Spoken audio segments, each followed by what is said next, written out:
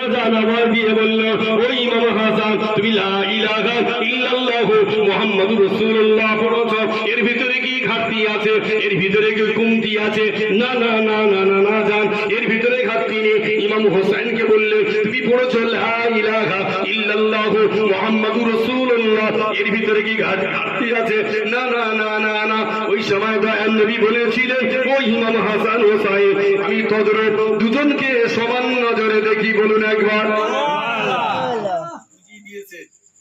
বলে দুজনই তো লা ইলাহা ইল্লাল্লাহু মুহাম্মাদুর রাসূলুল্লাহ পড়েছো, কোনো ঘাটতি নেই।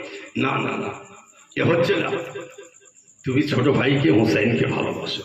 ও দুনিয়ার আব্বা জানেরা, যুবক জানেরা, ওই সময় নানা জান বলেছিল, ও ইমাম হাসান, ও ইমাম হোসেন, হাসান তুমি শোনো, কোরআনের 3টে আয়াত পড়ো।